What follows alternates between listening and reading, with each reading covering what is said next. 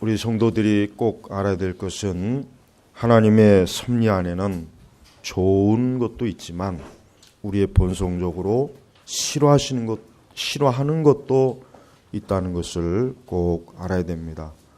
우리 성도분들이 하나님의 사랑, 하나님의 은혜를 항상 마음에 품고 또 그것을 중요하게 여긴 줄 압니다. 그러나 그 가운데, 그 속에는 우리가 본성적으로 반가워하지 않는 것이 있습니다. 그건 뭐겠습니까? 오늘 말씀해 보니까 여호와의 훈계, 그의 책망, 그 다음에 뭡니까? 꾸짖으시니, 바로 이것입니다. 이것은 우리가 본성적으로 싫어하는 것입니다. 이것은 어느 누구도 좋아하는 것이 아닙니다. 아이들도 부모가 꾸중하고 징계하고 책망하는 것을 기뻐하지 않습니다. 역시 마찬가지로 영적으로도 그런 것 같습니다. 하나님께서, 즉 우리가 아버지라고 부르는 하나님께서 우리를 징계하시고 꾸짖고 책망하는 것은 그건 분명한 사실입니다. 그건 반드시 있습니다. 그가 참으로 하나님의 자녀이고 양자된, 즉 하나님께로부터 그리스도 예수 안에서 양자로 그러한 하나님께로 받아들여진 그러한 사람이라면 하나님께서는 그를 어떻게 대하십니까? 아버지의 사랑으로 그를 책망하고 징계하고 꾸짖는 것이 반드시 있다는 거예요. 이게 바로 하나님의 섭리 가운데 반드시 한 요소가 되는 거예요. 그래서 우리는 하나님께서 우리를 향해서 우리에게 오늘 말씀처럼 훈계를 하시거나 책망을 하시거나 꾸짖을 때 우리는 어때야 될지, 오늘 이 말씀은 그것에 대한 그러한 중요한 교훈을 말하는 것입니다. 우리는 하나님께서 우리의 아버지가 되신다고 고백합니다. 우리의 아버지 하나님. 보통 우리가 아버지 하나님이라고 그래요. 요즘은 하나님 어머니라고 부르는 그런 이단도 있죠. 그들은 참 잘못된 이단들이고 그들은 안식교에서 파생된 아주 조잡스러운 이단이에요.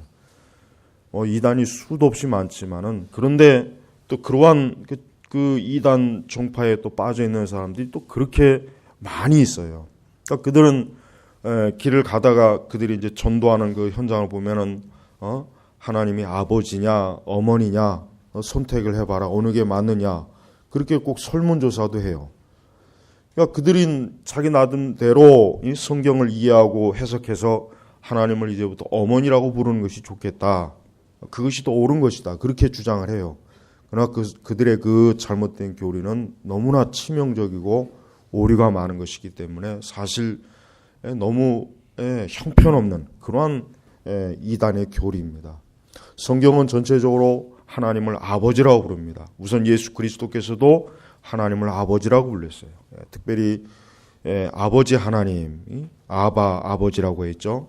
유대인들에게는 이게 굉장히 놀라운 용어였어요. 왜냐? 그때까지 유대인들은 하나님을 감히 아버지라고 부를 생각도 못했어요. 그것은 있을 수도 없는 일이고 그것은 너무나 신성모독적인 그러한 용어로 들렸기 때문에 예수님께서 하나님을 아버지라고 했을 때 유대인들은 너무나 기가 막혀서 그들은 어떻게 할 줄을 모를 정도로 굉장히 심각하게 받아들였습니다. 그러나 분명히 예수님께서는 하나님을 아버지라고 불렀다는 것은 우리가 요한복음서에 분명히 나와 있습니다. 물론 구약의 일부 선지자들이 하나님을 아버지라고 부르는 용어는 있지만 그 용어는 뭐냐면 민족적인 용어예요. 그러니까 유대 민족 전체를 하나님을 아버지로서 그렇게 여긴다고 하나의 그 용어이지, 구약에서는 개개인이 하나님을 아버지라고 부르는 용어가 없습니다. 아브라함이 하나님을 아버지라고 불렀습니까? 믿음의 족장인 아브라함, 그 다음에 이삭, 야곱이 하나님을 아버지라고 불렀습니까? 하나님께서 내 마음이 합하다는 사람 중에 그 다윗이 하나님을 아버지라고 부른 적이 있습니까? 없습니다. 심지어 세례 요한도 하나님을 아버지라고 부르지는 않았어요. 그런데 예수님께서는 하나님을 아버지라고 불렀고 그 이후에 신약교에 있는 모든 성도들은 어떻게 해요? 하나님을 아버지라고 불러요. 그래서 아버지 하나님, 하나님 아버지, 우리가 하나님을 그렇게 부른다는 게 얼마나 좋은, 얼마나 친밀하고 하나님이 얼마나 우리를 사랑한다는 표시예요. 만약에 신약에서 예수님께서 우리를 구원하셨지만 그래도 아버지라고 부르면 안 된다, 그렇게 했더라면은 아마도 그 십자가의 사랑이 조금 덜하지 않았을까 생각이 돼요. 그런데 하나님께서는 우리를 양자로 삼아주셨어요. 양자, 입양해 주신 거예요. 누구를 통해서? 예수님을 통해서 입양해 주신 거예요. 그래서 예수님은 사실 우리의 제일 맏형이 되죠. 맏형. 예. 그래서 우리가 옛날 그 구 찬송가에 보면은 형님, 그 찬송가 중에 형님같이라고 하는 그 가사가 들어있는 찬송가 있어요. 앤드류 보나류가 그 지은 시에 붙인 곡입니다. 자, 이렇게 우리 신약의 성도들은 하나님을 아버지라고 부릅니다. 자, 그러면 이제 어떻게 됐습니까? 우리가 아버지로 부르는 하나님은 어떠한 분입니까? 하나님은 아버지로서의 책임을 다하시는 분이에요. 그래서 하나님께서는 우리 성도들을 어떻게 해요? 돌보십니다. 하나님 지켜주십니다. 보호하십니다. 그러니까 거룩한 양육, 영적인 양육을 시켜주는 분이에요. 근데 그 거룩한 양육기에 뭐가 있냐면 바로 징계와 책망이 있는 거예요. 한때 미국에서 60년대인가 60년대가 70년대 그때 미국 사회에서 어떠한 게 있었냐면 그 양육하는 가운데서 친구 같은 아버지라고 하는 개념을 끌어들였어요. 아동학자들이 아버지는 엄해서는 안 된다. 친구 같아야 된다. 그래서 한참 그러한 유행이 불어가지고 아버지들이 그 이전에는 아주 엄하고 굉장히 무서운 아버지였는데 이제 친구 같은 아버지로 자녀를 양육해야 된다. 그렇게 했는데 그게 10년 만에 완전히 어때요?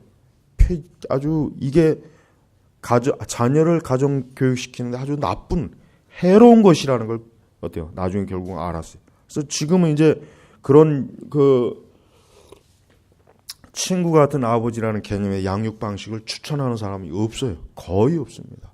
근데 우리나라는 내가 볼 때는 이전부터도 서서히 그런 바람이 부는 것 같아요.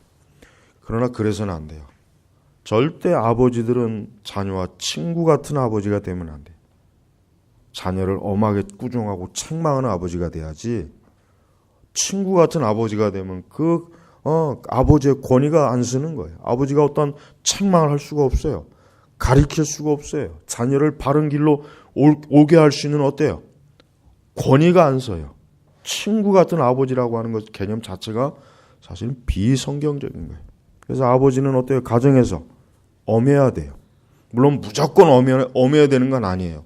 그러나 자녀들이 잘못했을 때는 어때요? 단호하게 꾸짖고 책망해야 된단 말이에요. 그리고 매를 쳐야 돼요. 만약에 아버지가 그렇게 안 하면은 그 집 자녀들은 볼 것도 없어요. 그네들은 커서도 사람이 되기는 힘들어요. 아버지가 엄하게 책망하고 꾸짖을 건 꾸짖고 매를 때릴 건 때리고 그렇게 해서 자녀들을 바로 잡는 게 아버지의 사랑이란 말이에요. 사랑. 근데 그걸 모르고 친구 같은 아버지, 항상 옆에서 얘기를 조곤조곤 얘기해주고 친구처럼 같이 어깨동무하고 한때는 좋겠죠. 그러나 그 아이가 바른 인격을 형성하고 그릇된 것을 바로잡는데 아버지는 아무 역할을 못해요. 결국 아이를 망치는 거예요. 그러니까 전통적인 육아 방법이 그게 성경적인 거예요. 아버지는 엄해야 돼. 우리나라도 마찬가지. 우리나라도 전통적으로 아버지는 어떻습니까? 엄해요. 엄하단 말이에요. 아버지 하면은 어렵고, 같이 대화 나누기도 어렵고. 근데 그게 나쁜 게 아니라고요. 물론 부모와 자식 간에 친밀하게 얘기하는 것도 물론 좋은 거예요. 그것도 있어야 되는데, 그러나 한편으로 뭐예요? 반드시 잊지 말아야 될 게 뭡니까? 아버지는 자녀를 책망해야 되고 꾸짖고 징계를 해야 돼요. 절대 친구 같은 아버지라는 그 헛된 개념에 그만 잘못 빠져서 나중에 아버지로서 자녀를 바로잡아주지 못한 그러한 불행한 일은 없어야 된다는 거예요. 물론 어머니는 안 그렇게 했죠. 그러나 아버지는 그래야 돼요. 아버지는 반드시 자녀에게 어때요? 엄할 그런 모습이 보여줘야 된단 말이에요. 그래야 그 자녀들이 그 아버지가 엄하기 때문에 쓸데없는 생각을 안 해요. 헛된 짓을 안 하는 거예요. 그 아버지가 엄하기 때문에 자기가 잘못하면 아버지가 분명히 책망하고 꾸짖는다는 걸 알기 때문에 어떻게 해요? 함부로 행동을 하거나 그러질 못해요. 다 그렇게 해서 커왔어요. 여러분 흔히 얘기해서 오늘날 뭐 아이들의 인성이 어쩌고 저쩌고 그렇게 막 떠들죠. 그 원인이 뭔지 아십니까? 물론 여러 원인이 있겠지만 가정에서 아버지들이 자녀를 혼내지 않기 때문에 그러는 거예요. 자녀가 잘못되면 혼을 내야 돼요. 바로 잡아줘야 된다. 그때 바로 그 즉시 잡아줘야 된다. 그 즉시. 그렇게 아버지가 혼을 안 내니까 학교 가서 선생님이 뭐라고 하면은 그거 가지고 막 난리를 치고 군대 가서 또 위에는 고참이 뭐라고 그거 가지고 난리 치고. 그러니까 옛날에 아버지들은 아주 엄했어요. 뭐 조금만 잘못하면 매를 치고 때리고 꾸중을 하고. 그러니까 그런 무서운 아버지 밑에서 자라다 보니까 나중에 커서 누가 자기를 뭐 꾸짖거나 책망하거나 뭐 해도 별로 뭐 그렇게 크게 대수롭지 않게 뭐 그렇게 크게 무슨 뭐 날벼락이 칠 것처럼 여기지 않았단 말이에요. 그러니까 아버지가 그렇게 자녀를 집안에서 제대로 꾸짖고 책망하면은 그 아이들은 바깥에서 사고 칠 일이 별로 없습니다. 그러나 가정에서 아버지가 자녀를 책망하고 꾸짖지 않으면 걔네들은 항상 밖에 나가면 사고 쳐. 지 멋대로요. 누구도 나를 책망하거나 나를 꾸중할 사람이 누가 있겠냐. 그런 식으로 자라면 어떻게 됩니까? 걔는 제대로 된 정상적인 사람이 못 돼요. 사회인으로 자랄 수가 없어요. 어디에 가서 제대로 제대로 된 바르게 잡힌 그런 사람이 못 된단 말이에요. 그러니까 이 현대 교육의 이 이러한 실천적인 부분은 너무나 문제가 커요. 그러니까 아이들이 이렇게 문제가 많은 건 다른 이유가 아니에요. 가정에서 아버지가 자녀를 엄하게 책망하지 않았기 때문에 그런 거예요. 엄하게. 엄하게 책망해서 잘못한 것이 보이시면은 그때 바로 잡고 시정을 시키고 그렇게 반복해서 그렇게 해야 아이가 잘못된 게 잡아지는 거란 말이에요. 잡아지는 거예요. 근데 그렇게 안 하면 어떻게 되겠어요? 지 멋대로 지 하고 싶은 대로 그렇게 해서 애가 크면 어떻게 되겠어요? 그럼 부모를 무시해요. 부모를 깔봐요. 조금만 머리가 커서 부모가 뭐라 하면 대들어요. 어디서 감히 그렇게. 그러니까 10살 이전에 아주 호되게 매를 때리고 책망을 하고 꾸짖고 적어도 고등학교 들어가기 이전까지는 아주 그냥 잘못하면 매를 치고 후드려 패야 돼요. 후드려 팬다는 건 학대를 안 하는 얘기 아니라 엄하게 그 부분에 대해서 알아듣게 얘기하고 매를 쳐야 된단 말이에요. 그래야 머리가 크면 지가 알아들어요. 이렇게 하면 안 되겠구나. 사람은 그렇게 해야 돼요. 사람은 지 멋대로 내놓으면 어떻게 됩니까?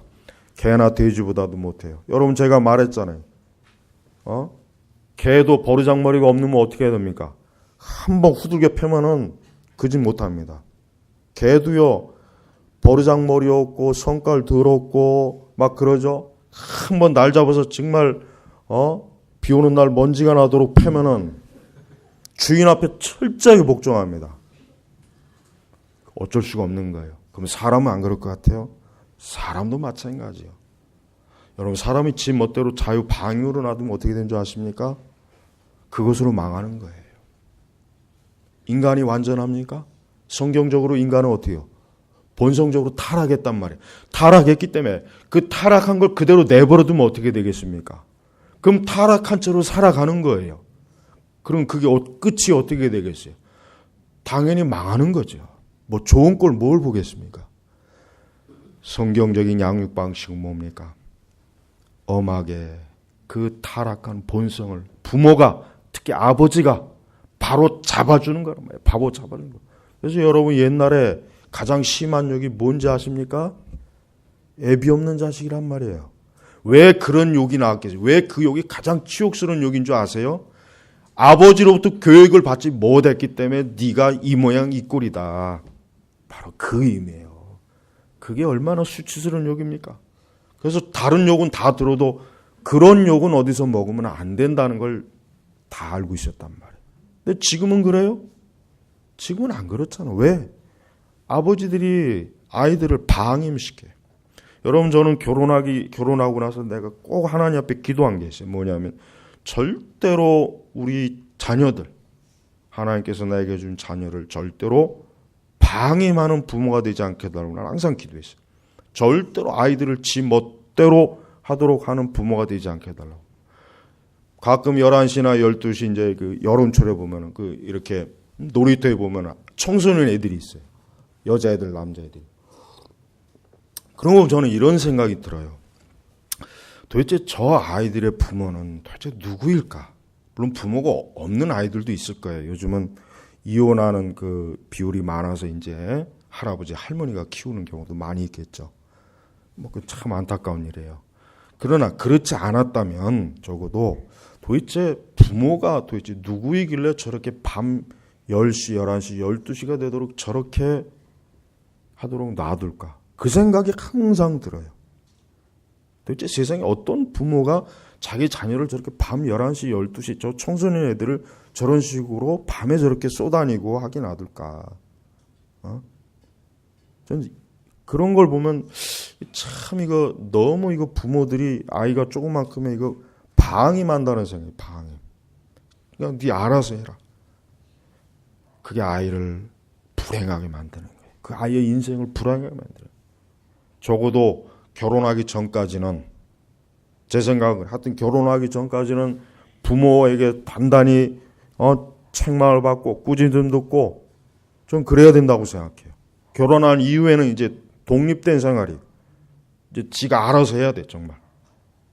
그러나 결혼하기 전까지는 철저하게 부모에게 순종하고 부모를 따르고 부모가 말하면 그걸 경청하고 그게 하나님 기뻐하시는 자녀 양육 방식이에요. 그냥 풀어주고 네 알아서 해라. 네 인생 네가 알아서 하겠지. 잘하겠지. 잘하기는 개뿔 뭘 잘해. 에? 그거는 아주 그 부모가 생각이 없는 거예요. 그거는 부모가 자녀를 진짜 사랑하지 않는 거예요. 나는 내 자녀를 사랑하기 때문에 우리 아이들이 절대로 지 멋대로 하게 놔두지 않아요. 그런 마음이 내 안에 들어와요. 왜? 내 새끼니까. 내 자녀니까. 남의 집, 이웃집 애들 갖고는 나는 신경 안 써요. 우리 집 애니까. 내 새끼니까 이 아이가 조금만 잘못하고 하여튼 뭐든 책망하고 꾸짖고 잔소리도 하고 그러는 거예요. 그게 바로 아이를 징계하는 거예요. 꾸짖는 거예요. 왜? 그 아이가 바르게 자라도록 잡아줘야 돼. 그 어릴 때 그것을 잡아주지 않으면 커서는 못 잡는단 말이에요. 커서는. 하나님도 마찬가지입니다. 하나님께서도 어때요? 우리가 아버지라고 부르는 그 하나님이 보실 때, 우리를 볼 때 어때요? 많이 부족하죠.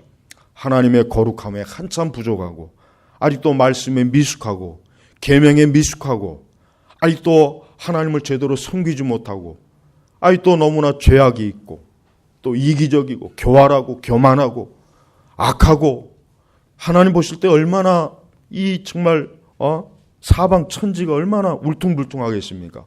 그럼 어떻게 하겠습니까? 하나님께서 그를 책망하는 거예요.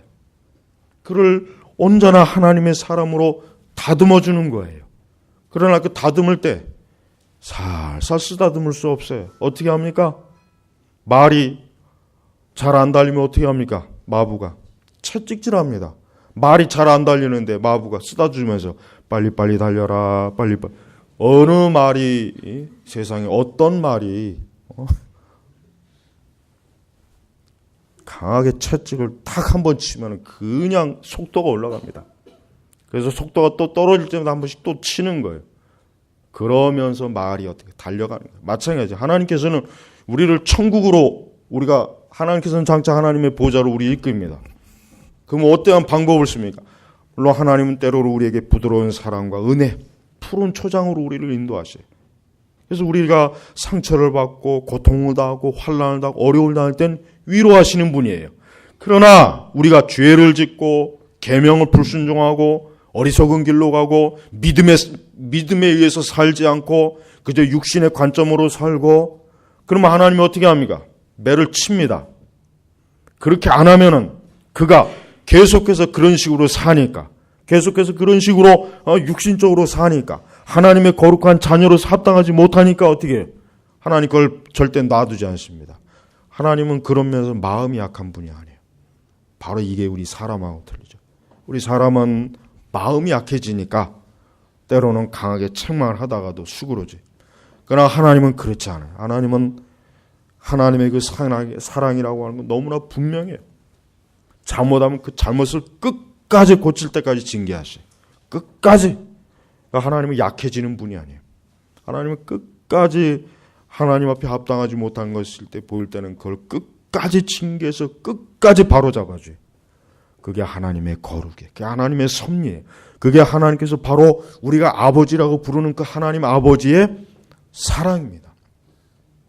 예수 그리스도를 믿지 않는 사람에게는 그런 하나님의 아버지의 사랑이 없어요. 아까도 얘기했죠. 우리 아이가 아닌 남의 집 아이는 그냥 방임해버려요. 물론 아주 옛날에는 한 동네 시골은 네 집 내 집 할 것 없이 아이들은 어른들에게서 다 훈계를 받았어요. 그건 참 좋은 세상이었어요. 그러나 지금은 이제 그렇지 않죠. 또 물론 옛날일지라 할지라 어쨌든 자기 자녀가 가장 우선이에요. 그렇죠? 남의 집보다는. 하나님께서도 그래요. 예수 그리스도를 믿지 않는 세상 이 불신앙자들은 내버려 두는 거예요. 그들이 계명에 불순종하건 악을 행하건 하나님 내버려 둡니다. 왜 그렇습니까? 하나님의 자녀가 아니거든요. 그러니까 그들이 그 죄를 짓고 멸망하던 뭐라든 그건 하나님의 사랑의 대상이 아니에요. 그러나 하나님께서는 하나님의 택한 자, 하나님의 사랑을 입은 자, 하나님을 아버지로 섬기는 자에 대한 절대로 하나님께서 머리카락 하나라도 만약에 하나님의 뜻에 어긋나거나 하나님의 뜻을 벗어나면 어떻게 합니까? 하나님은 오늘 말씀처럼 훈계하고 책망하고 꾸짖어요. 그래서 그러하여금 하나님께서는 그것을 그 스스로가 잘못한 것을 어떻게 합니까? 잘못한 것을 깨닫고 돌이키고 바로 돌아오도록 하나님 이끌어줘요. 이게 하나님의 징계의 방식이에요. 그래서 때로는 하나님께서 어떻게 합니까? 우리를 징계하게 하실 땐 굉장히 아파요. 굉장히 아픕니다. 고통스럽습니다. 힘들어요. 굉장히 고단해요. 하나님의 징계예요. 그걸 통해서 뭘 어떻게 합니까? 그 징계를 통해서 겸손하게 하고 순종하게 하고 거룩하게 하고 하나님의 말씀을 믿게 하고 하나님의 말씀을 따르게 하는 게 하나님의 방식이란 말이에요. 그때 성도들은 어떻게 합니까? 오늘 말씀처럼 여호와께서 사랑하신 자를 꾸짖으시니 마치 아버지가 기뻐하는 자식을 꾸짖는 것 같이 하신다. 또 11절은 뭡니까? 그의 책망을 싫어하지 마라. 참된 하나님의 자녀 그리스도인은 양자된 성도라면 어떤 사람입니까? 하나님 아버지의 그 징계와 책망과 꾸짖음을 싫어하지 않습니다. 진정 거듭나고 구원받은 사람은 하나님의 그 책망과 징계가 왔을 때 절대로 그것에 대해서 불평하거나 짜증을 내거나 화를 내거나 하나님을 대항하거나 그렇지 않아요. 어떻게 합니까? 오히려 기뻐합니다. 내가 하나님의 자녀라. 하나님께서 나를 이렇게 바로잡아 주시려고 나를 책망하는구나. 나를 꾸짖는구나. 오히려 기뻐요. 그게 진정으로 양자된 그리스도 안에서 양자된 그리스도인의 본성적 속성이에요. 그래서 그걸 통해서 이 사람이 거듭났는지 거듭나지 않았는지 알 수 있어요. 하나님의 징계를 싫어하고 거부하고 대항을 하는 사람은 그 자체가 뭐야? 아하, 하나님의 자녀가 아니구나. 하나님의 거룩하신 힘에 입을 그런 구원받은 성도가 아니구나. 우리는 교회 안에서 우리는 그걸 볼 수가 있습니다. 또한 혹 참된 하나님의 자녀라도 징계가 혹독할 때는 때로는 그로 인하여서 마음에 불평이 올 수는 있어요. 마음에 또 싫어할 수는 있습니다. 근데 하나님께서 권고하시는 게 뭡니까? 그의 책망을 싫어하지 마라. 또 뭡니까? 아버지가 기뻐하는 자식을 꾸짖는 것 같이 하신다. 하나님 기뻐하는가? 하나님이 그를 사랑하니까 그를 사랑하니까 방치하는 게 아니란 말이에요. 방치하고 방임하는 게 사랑이 아니라는 게예요. 그걸 내버려 두는 게 사랑이 아니라 뭡니까? 잘못을 했을 때 꾸짖고 책망하고 매를 때리고, 그것이 바로 뭐예요? 내가 너를 사랑하고 기뻐하기 때문에 너가 그런 잘못된 길로 가는 것을 도저히 내가 눈뜨고 볼 수 없다. 내가 너를 때려서라도, 너에게 고통을 줘서라도, 너에게 큰 환난을 줘서라도 내가 너를 바른 길로, 의의 길로 이끌 것이다. 좁은 길로 이끌 것이다. 이게 뭡니까? 하나님 아버지의 사랑이란 말이에요. 그래서 여러분, 우리 성도들은 그러한 것을 통해서 하나님의 사랑을 받고 있는 거예요. 우리가 하나님의 사랑을 받는다 했을 때 돈을 많이 벌고 만사형통하고 무슨 육신적으로 많은 뭔가를 얻는 거로만 하나님의 사랑이라고 생각하면 안 되겠죠. 하나님의 사랑이 정말 있다면 큰 징계도 있어요. 그러니까 여러분, 징계하지 않는 자는 뭐예요? 사생아예요. 한번 여러분 자신을 돌아보십시오.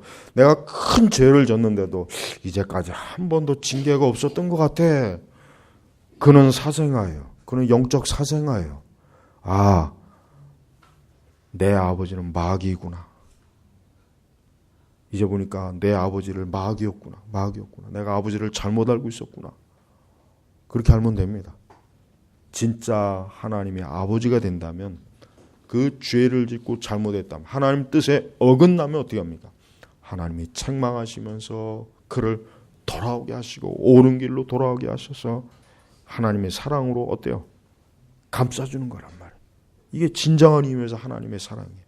그래서 사실 오늘날 현대교회는 이 하나님 아버지의 사랑을 잘 이해하지 못하죠. 그런 면에서는 그냥 무조건 성도들에게 듣기 좋은 말, 칭찬하는 말, 위로하는 말만 해주면은 다 되는 줄 알지만 실상 그렇지 않아요. 사실은 뭡니까? 하나님의 말씀을 통해서 우리 성도들이 잘못하는 것을 책망하고 꾸짖고 옳지 못하는 것을 가면은 그 부분에 대해서 얘기하는 거예요. 사실 옛날에 목사님들은 그렇게 많이 했어요. 성도들이 잘못하면 책망해요, 꾸짖어요. 근데 지금 목회자들은 그렇게 못합니다. 그건 꿈도 못 꿔요. 그렇게 하면 다 싫어요. 싫어하는 표정이 역력히 나요. 그냥 안 해버린다고. 그럼 어떻게 되겠습니까? 신앙생활 잘하겠습니까? 못하죠. 사실 못해요. 그러니까 신앙생활 못하는 거고, 그러니까 교회가 영적으로 이렇게 약해지는 거고, 교회가 그냥 지 멋대로 가는 거예요. 누구 하나 책망하는 사람도 없고, 누구 하나 꾸짖는 사람도 없고, 그러니 어떻게 되겠습니까? 잘못 가는 거예요. 그러니까 참된 성도는 어때요? 그러한 꾸짖음과 책망을 달게 듣는 거예요. 자기 영혼의 유익함으로, 자기의 마음의 유익함으로, 자기의 삶의 유익함으로 하나님의 책망과 꾸짖음을 달게 듣는 거예요. 달게. 바로 그런 사람이 하나님의 사랑을 입은 사람이에요. 그래서 여러분, 아버지가 기뻐하는 자식을 꾸짖는 것 같지, 기뻐하니까 싫어하는 거라고 하는 게 아니에요. 아버지가 싫어하는 자식을 꾸짖는 것 같지가 아니라 뭐예요? 기뻐하는 자식을 하나님이 얼마나 기뻐하며 사랑하면, 그러니까 내가 너를 꾸짖고 책망하는 것이다. 그러니까 네가 잘못된 길로 가면 나는 너를 그냥 방임할 수는 없다. 바로 그것입니다. 우리는 하나님께서 우리를 책망할 때마다 깨달아야 돼요. 우리 자신이 얼마나 부패했는지, 내가 얼마나 본성적으로 타락했는지, 내가 얼마나 교만했구나, 내가 얼마나 어리석었구나, 내 자신이 얼마나 하나님 앞에 합당하지 못한 사악한 자였구나 하는 것을 뭐예요? 깨닫는 거예요. 가인은 어떻습니까? 하나님께서 책망하고 꾸짖으니까 내가 무슨 내 동생이나 지키는 지킴입니까? 건방지게 하나님 앞에 그냥 나 같으면 아주 그냥 가인 뒤통수를 그냥 한번 후드려 쳐가지고 어디서 건방지게 말대꾸 하냐고, 어디서 감히. 근데 가인은 아주 그냥 오만하고 하나도 잘못이 없는 것처럼. 그게 타락한 본성이에요. 그게 하나님 앞에서도 그렇게 뻔뻔스럽게 내가 뭘 잘못했습니까? 난 아무 잘못 없는데요? 왜 날 책망하세요? 이게 사람의 본성이에요. 이게 본성이란 말이에요. 여러분 구약성경에 보십시오. 얼마나 그 사람 인간들이 하나님께 대한 그런 반항하고 거역하고 항의하고 그게 하나님을 두려워할 줄 모르는 거예요. 두려워할 줄. 하나님을 두려워할 줄 모르는 거예요. 그런 사악한 본성은 부패는 절대 우리 성도들에게 있어서는 안 돼요. 눈꼽만큼도 그런 게 있어서는 안 돼요. 감히 하나님 앞에 눈을 치켜들어서는 안 돼요. 하나님이 나에게 뭘 책망하고 나를 꾸짖으면 아주 고개 푹 숙이고 무릎을 꿇고 대호 각성을 해야 돼. 하나님 앞에 회개해야 돼. 그게 하나님을 경외하는 사람의 모습이에요. 네? 어디서 감히 하나님 앞에서 고개를 빳빳이 들고 그런데 그런 태도가 오늘날 복음지 오늘날 우리 교회 이 교회 신자들의 그런 모습들이 많아요. 사실 그런 게 많아요. 그러니까 겸손하지 못한 거예요. 하나님을 두려워할 줄 모르는 거예요. 하나님을 경외할 줄 모르는 거예요. 하나님을 공경할 줄 모르는 거예요. 그러니까 그런 오만하고 교만한 태도를 가지고 가인처럼 하나님 앞에 고개를 뻣뻣이 들고 반항하는 거예요. 근데 그러한 자는 다 어떻게 됩니까? 멸망합니다. 멸망해요. 절대로 하나님께서는 하나님 앞에서 그렇게 교만하고 거만한 자를 놔두질 않습니다. 하나님은 하나님의 영광을 조금이라도 훼손하면 절대로 하나님 그냥 내버려 주지 않아요. 그러니까 우리가 하나님을 두려워하고 공경해야 돼요. 그래서 하나님 앞에서 마음이 강박하거나 무례해서는 안 됩니다. 오히려 뭡니까? 징계가 오면 올수록 하나님을 더 경외하고 더 기도하고 더 하나님의 말씀에 계명에 순종하고 오히려 더 내가 하나님을 마땅히 공경할 만큼 공경하지 못했구나. 내가 하나님을 경외할 만큼 마땅히 해야 될 만큼 하지 못했구나. 내가 하나님의 뜻을 마땅히 따라야 되는데 그렇지 못했구나. 부족했구나. 그래서 내게 이런 징계가 오는구나. 꼭 깨닫고 다시 어때요? 돌이켜야 된단 말이에요. 돌이켜야 된다고. 그래서 여러분 내 아들아 내 아들아 내 아들아 그러니까 내 자녀야 이거. 나의 새끼야. 내 자녀. 하나님이 얼마나 친밀합니까? 내 아들아 여호와의 훈계를 거역하지 말고 그의 책망을 싫어하지 마라. 왜요? 아까 얘기했잖아요. 우리의 본성은 훈계와 책망과 꾸짖음을 싫어하는 게 우리의 본성이거든. 그러니까 그렇게 하지 말아라. 왜냐? 하나님께서는 사랑하는 자를 꾸짖으신 거다. 그러니까 너가 지금 하나님의 사랑을 지금 잊고 있기 때문에 내가 너를 이렇게 책망하고 꾸짖는 것이지 내가 너를 사랑하지 않았다면 나는 너를 책망하거나 꾸짖지 않는다. 네 멋대로 살다 그냥 죽어서 너 멸망해라.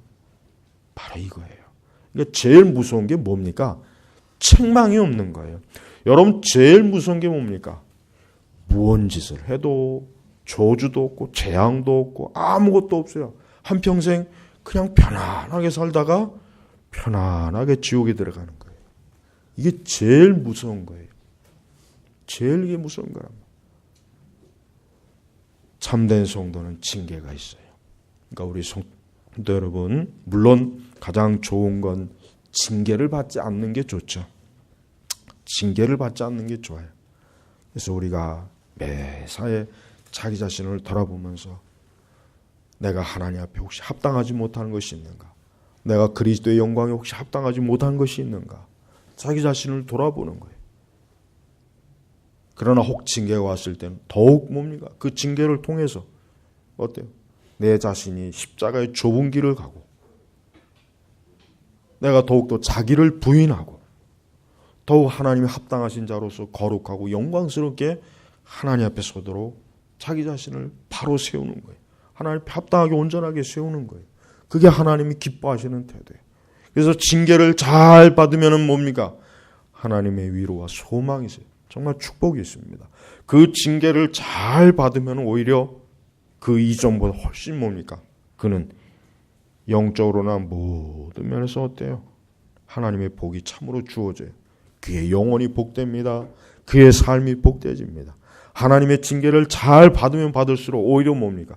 그의 영혼이 복되고 그가 더 하나님의 온전한 자로서 쓰임을 받는 것이에요.